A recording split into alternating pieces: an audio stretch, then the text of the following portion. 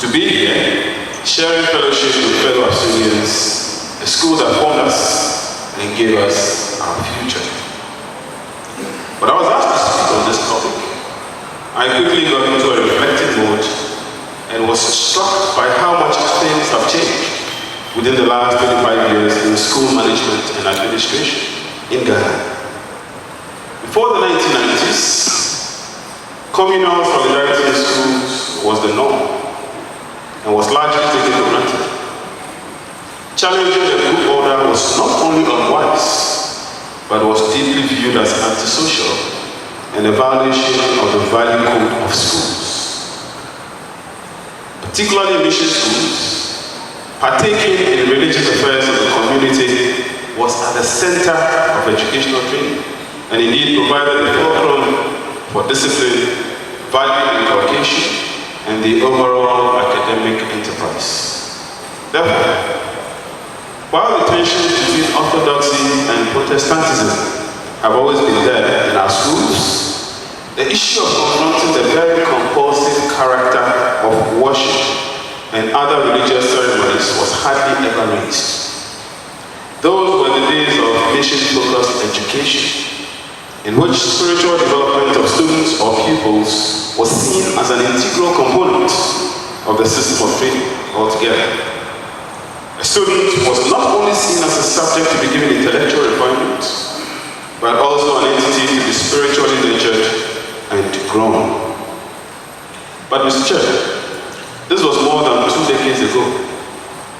Schools were owned by the missions, and the institutions had a full prerogative of deciding how they were run. They were extensions of the missions, and their spiritual mandates was clearly part of the strategy of converting the hidden and growing the young Christian. The story today is different. The inception of the constitutional era, with its multitude of rights and liabilities, has come to imply that the issue of school discipline and administration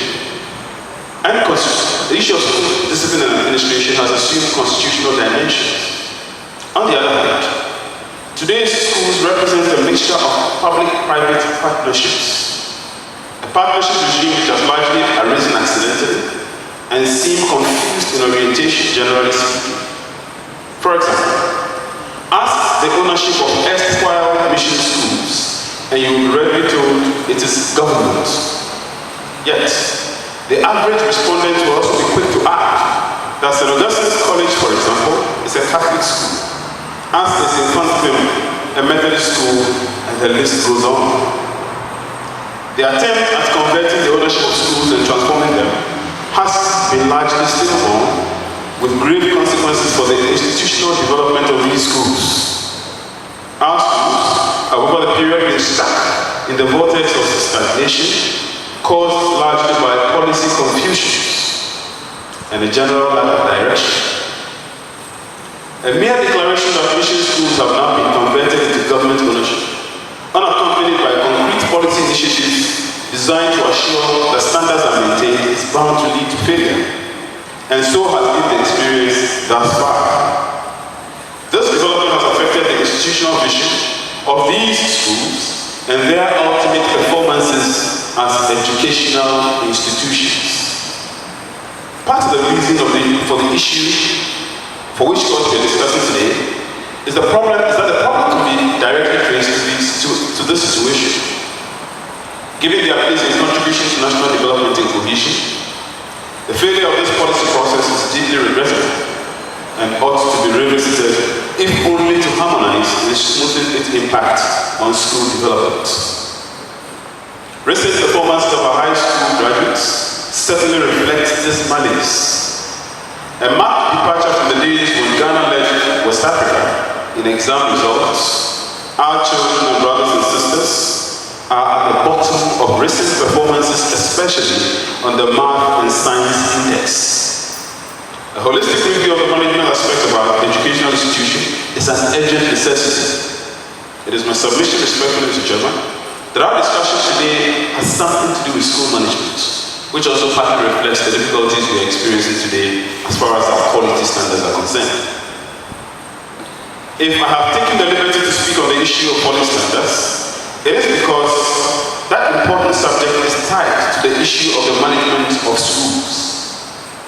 Our schools are and have been in the midst of evolution and reform for well over 25 years. This is a long time enough to firm up on the changes moving forward. Education in Ghana has a peculiar history, and the discussion of its future cannot be satisfactorily done without locating it in the context of its history and evolution. The establishment of schools in the Gold Coast following the declaration of the colony was an early feature of the European attempt at civilizing the natives and enhancing their worldviews and capacity. For the missionaries, it was a means to propagate the gospel and spread their brand of Christianity to the newly discovered lands. Schools were therefore established as incubators for achieving the multiple goal of promoting Christianity and its allied values. Thus, apart from the establishment of Achimota and the castle schools, before that, schools established in the Gold Coast were largely a missionary enterprise. This piece of Ghanaian educational history demonstrates the place of Christianity or the Christian religion in education and the perceived inseparability of religious upbringing and formal education. The establishment of mission schools represented a departure at the time from the informal and exclusive castle schools established within the European forts and castles and financed from the mulatto fund. These castle schools were exclusively designed and intended to educate the children of mixed European and African parentage. To this end, they were not education open to the natives per se. The establishment of mission schools provided an opportunity for the education of the natives while exploiting the prospects of converting them to the faith of the mission world. Mr. Chairman, in the light of this history, we move on to explore this difficult subject of religious freedom in Ghanaian schools. Very often we have heard and had heated debates and arguments on the boundaries of our rights and freedoms and how they relate to or are impacted by other rights of competing character. In the case of religious freedom, the issue assumes a delicate posture as religious discussions invariably have emotive colorations. The heated character of the issue surrounding the practice and manifestations of religion in public spaces has therefore meant that discussions on the subject have been muted and critical evaluations nearly suppressed. Yet, Mr. Chairman, discussions on the nature, place, manifestations and dynamics of religion in social life remain topical, given that as a social phenomenon, religion has come to represent to some a social problem. Throughout history, religion has been exploited by fanatics to selfish ends. It provides a ready ground for conflict, murder, deculturalization, and in medieval times, in the colonial era of the 19th century, conquest, political domination, and colonialism. Yet religion can be a force of good. It promotes good solidarity, social integration, and an opportunity for humanitarian service. As a spiritual manifestation, religion helps in rationalizing the afterlife, and accordingly, affords a powerful psychological effect in relief to the unknown. Politically, religion helps in the maintenance of political stability, and those of us in Ghana know this too well.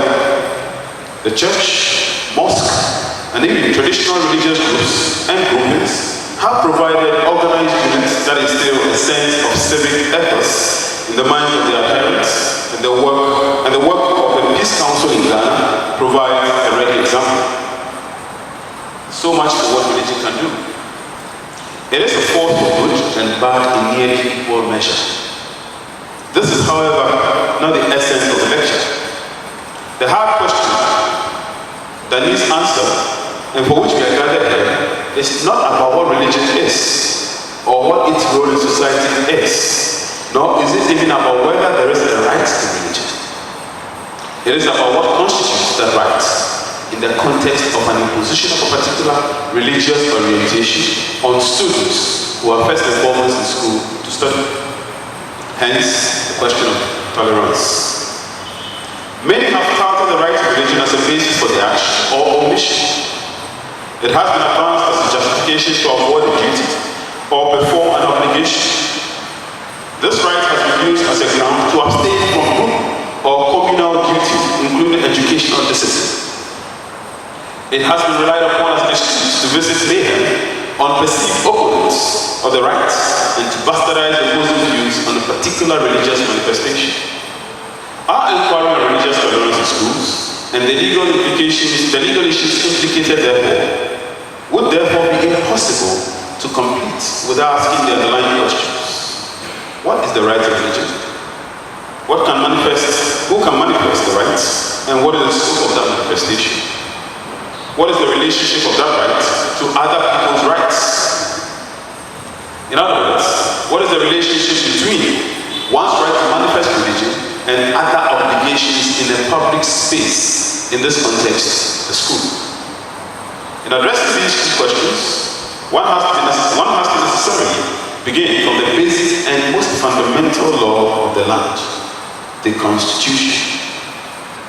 Not only does it provide a basic framework of laws for governance, the Constitution provides a clear articulation of these rights in Ghana. The Constitution and its framers approach the problem somehow simplistically, however, by guaranteeing the right to religion and its expression without dealing with the surrounding dynamics of religious expression and tolerance in the context of a public space.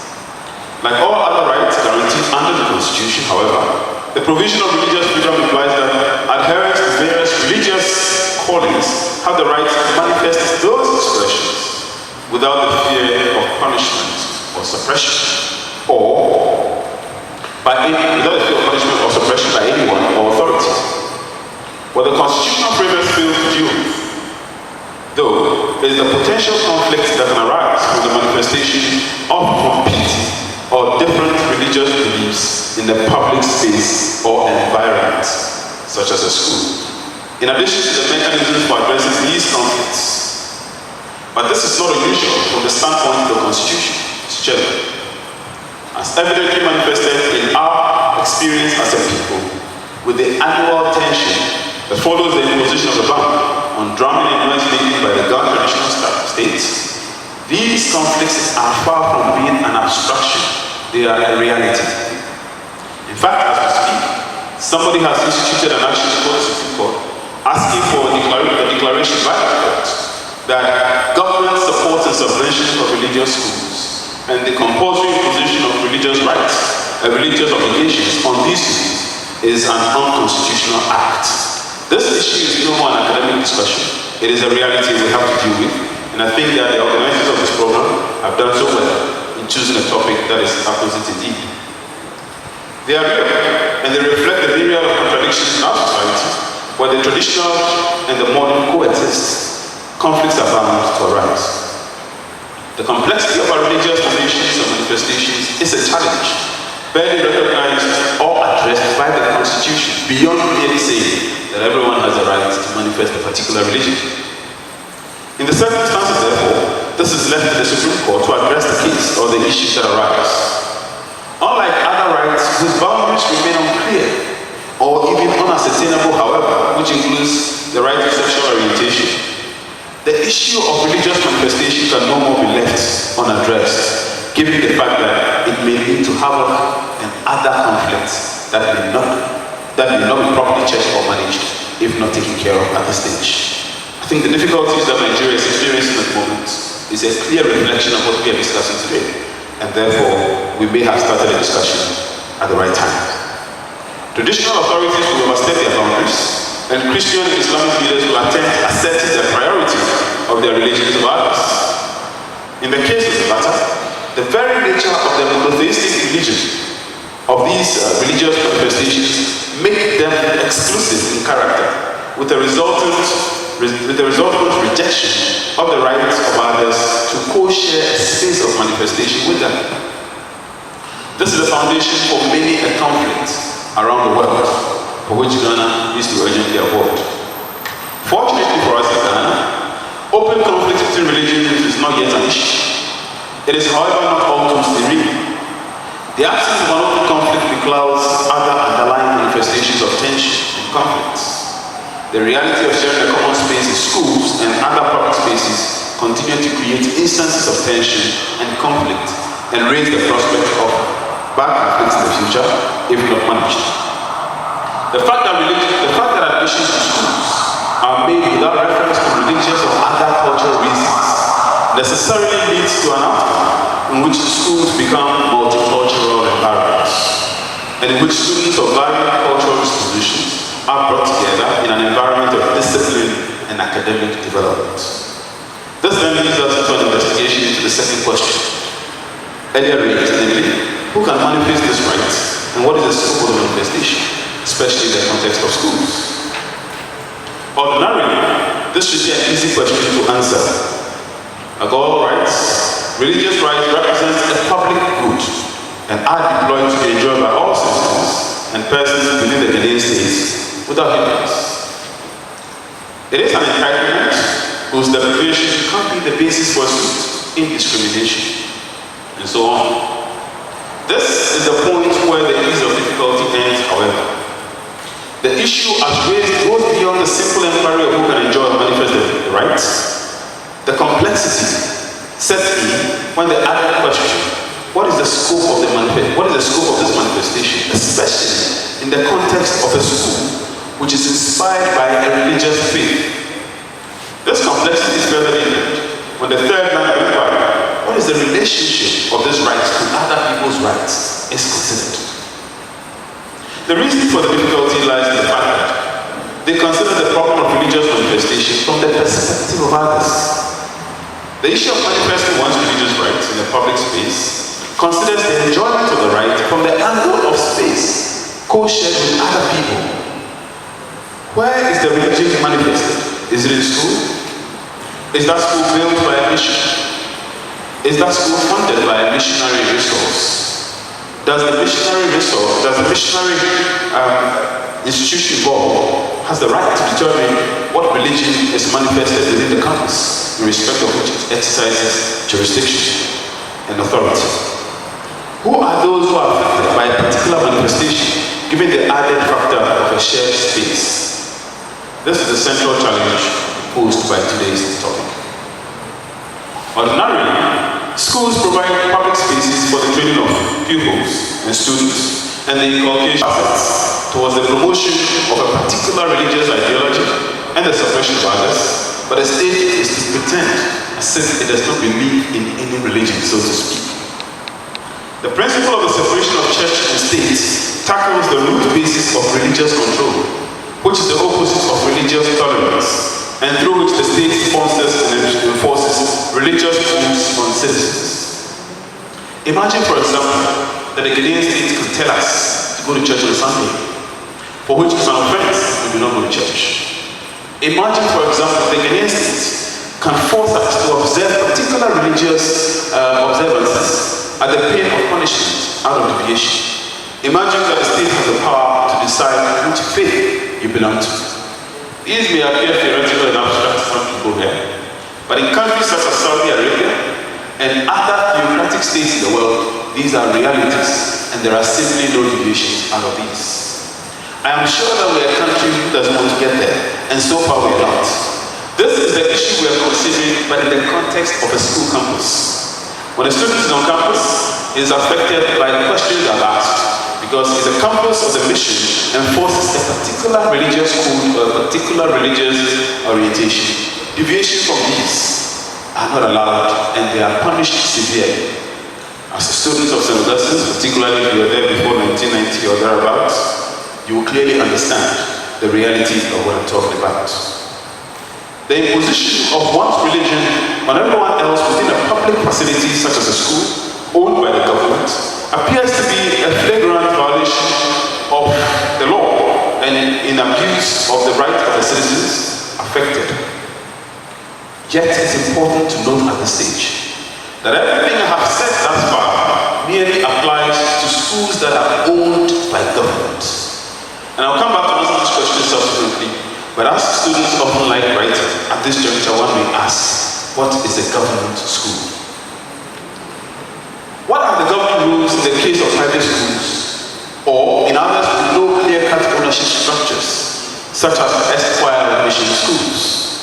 The simple answer for a private school is that as private assets, owners are allowed to set the ground rules on entry or admission and internal behavior, and these are adequately announced and advertised in advance. And so where a private school decides what to do on its campus, it is not open to anybody, including government, to dictate to that private school what it can do with its assets. A private school's premises is not a public space, it is a private space.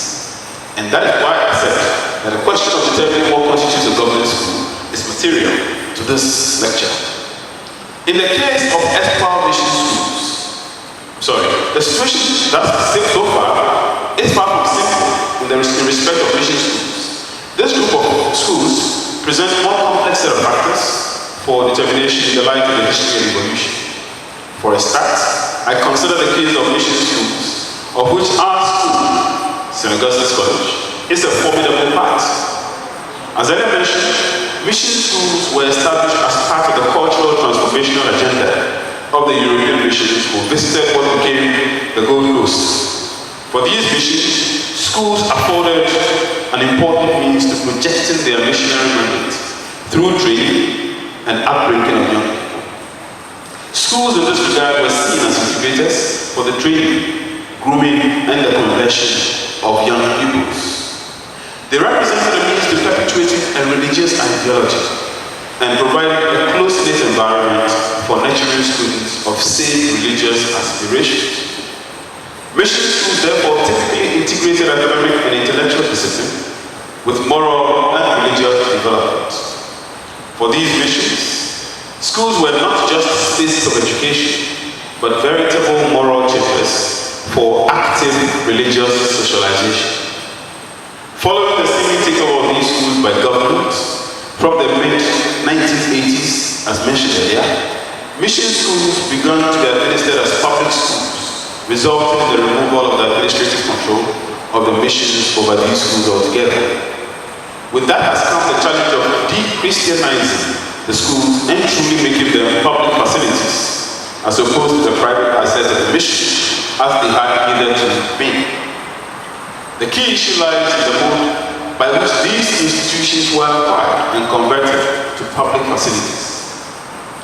Given the manifold problems that have attended the management of mission schools following their conversion, one may ask the question, what was the original intention that motivated or inspired their takeover? And whether there could not have been a better model of transferring or ensuring that they've been transferred from private ownership into public administration without negatively impacting on their performances and quality assurance. The evidence clearly shows, Mr. Chairman, that the quality of education and the general development in these schools, and again, the mission schools, have witnessed steep decline in quality following the takeover. Yet, bad as the status quo may be, one cannot romanticize too much of what has been or what would have been. In the confused state in which the administration of mission schools find themselves, the reality remains that these schools are considered largely as public schools owned and operated by governments. They have moved from being the private properties of denominations to being national assets for the benefit and gain of all, whether or not one subscribes to the religious values or faith of the mission. What this means then is that the dynamics of how the public space of mission schools are managed and administered must equally change to reflect times.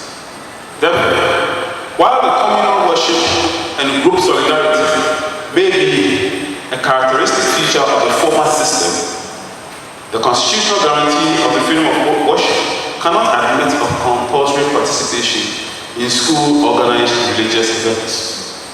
On the other hand, schools can adapt their religious training expectations to meet the times.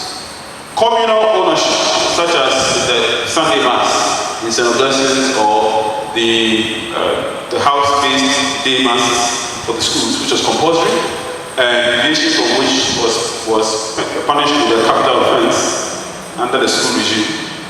We can substitute these with different faith-based arrangements, even if supervised by the school. Of course, the difficulty is that the Constitution guarantees the right to religion, which includes the right not to believe. The right to religion includes the right to have a particular religious manifestation, and includes the right to be an atheist. So a student can even choose that he doesn't believe any particular religious denomination or faith for that matter, and he cannot be compelled to go to church, to go to the mosque, or to manifest a particular religious belief on a particular day.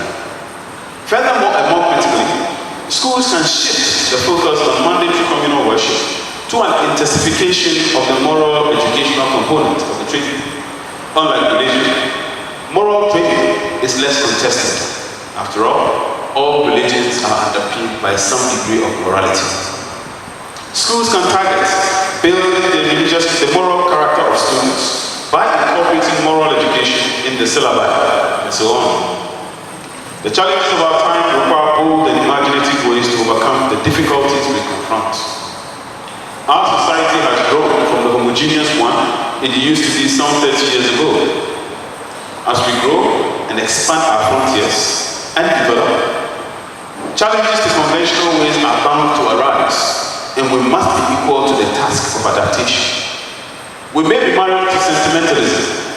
We may be committed to the traditions of the past. Many of us may cry within us to look back on our own syllabus and think that school has lost its capacity to train our young people to become good Catholics. We may look back and shed tears for having lost all these, but the realities of the times must be reflected in our ways of doing things. And that reality was that while some time ago, the right to religion did not exist within our national government system, today it does. And as difficult as the subject may be, our schools must equally adapt.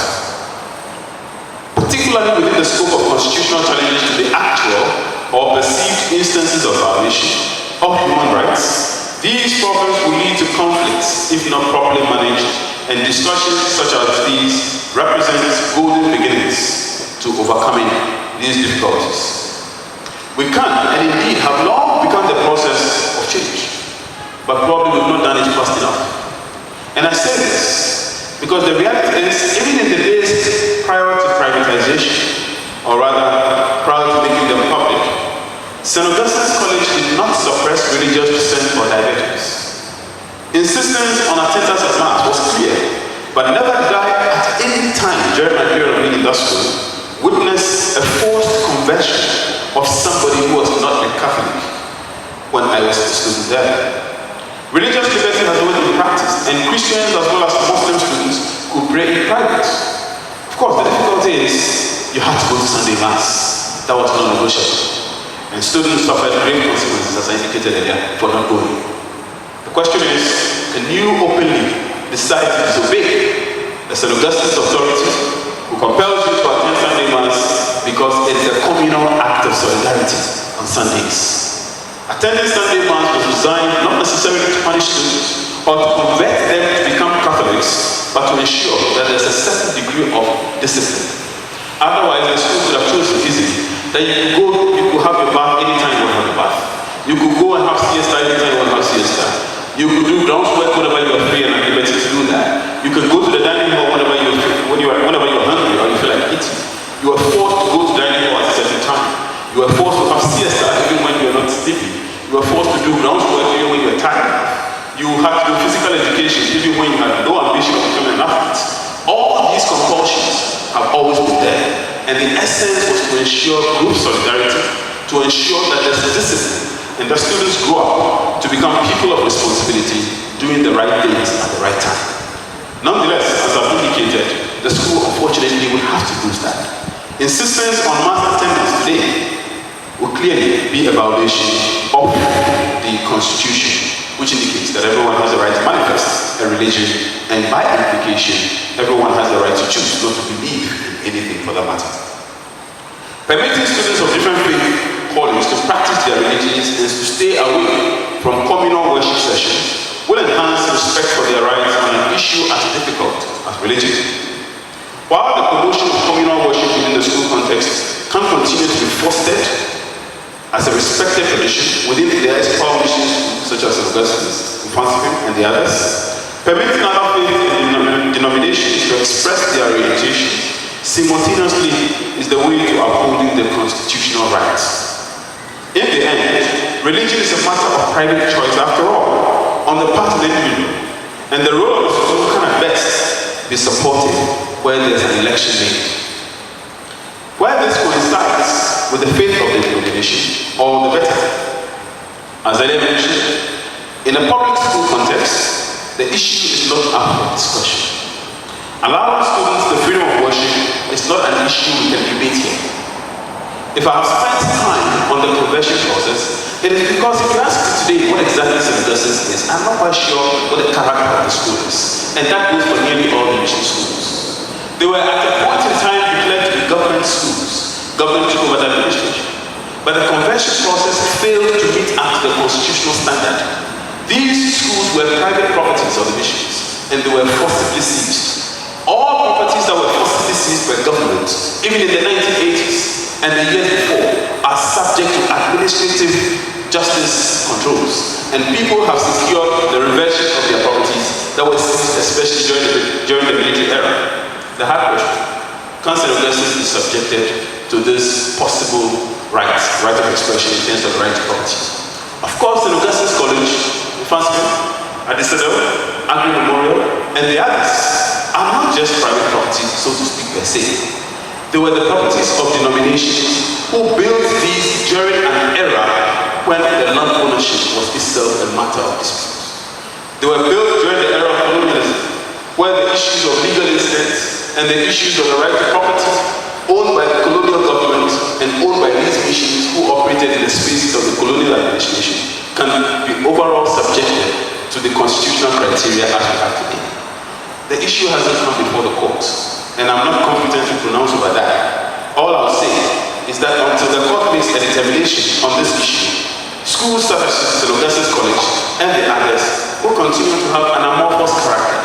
We are not quite sure whether they belong to government, and if they do not belong to government, are they private properties? If they are private properties, then of course, as I indicated earlier, they can decide that particular religious manifestations in the confines of their schools are not permitted or permissible. Mr. Chairman, as I indicated earlier, the key question is, how do we manifest the right to religion in the context of a religion, in the context of a school administration? In this context, discipline holds sway. Yet the right to religion is an individual right that allows the person to decide to manifest or not even to manifest it at all. Moving forward, as I indicated earlier, it is regrettable that on a typical Sunday, the school can say or make a declaration that each and every individual has the right and liberty to decide how to manifest a particular religion or even to abstain from manifesting such a religion altogether. Yet it is a right, and the schools have to recognize these rights. The flawed constitutional process in the conversion process, as far as the schools were concerned, has largely contributed to this difficulty. And that is why it is not surprising that in the recent difficulties we had, the schools involved or implicated were the missionary schools. These were the schools who did not joke with their Sundays in terms of compelling solidarity behavior. That if you're a student, you have to join everyone else in worship as an act of communal spirituality, which is not an imposition in terms of converting you, but to ensure that you have an orderly behavior at a particular point in time during the week. These schools, however, should be held in terms of adjusting to the difficult phase and adapting to the expressions of constitutional rights as we have today. These schools have not, over the years, been used to the divergences or the differences that are obtained among students who are admitted to study and who generally were, as it were, consigned into the care of school administrators for discipline and training. Schools, unfortunately, have to get used to this. And not just this, but there are many rights in the Constitution that may not have been upheld by the schools. I am not going to mention any of these rights, lest I provoke many constitutional issues and litigations all over the place. But schools have to start thinking of the reality of the fact that other jurisdictions have confronted this. The The United States, that we usually cite, obviously has gone through this. And some decisions of their courts can guide us or can guide our schools. I do not think that we have to wait and get to the point of conflict when things actually, as it were, get scattered all over the place before we start discussing the issues. The time for discussion is now, and it's important that we maintain the balance of harmony and discipline that obtains in the school context by ensuring that schools and students live not only in harmony, but that the choices that they make are generally agreed on and agreed upon by all. Schools can ensure that there is religious freedom and religious tolerance, and that students are allowed to manifest different religious orientations without let of hindrance, and this would not affect overall the quality of their denominations. And I am generally confident that students who belong to those denominations, such as Catholics who attend such lessons, will invariably end up at Sunday Mass without being whipped and without, as it were, being stampeded into a particular religious orientation. In the light of time, Mr. Chairman, thank you.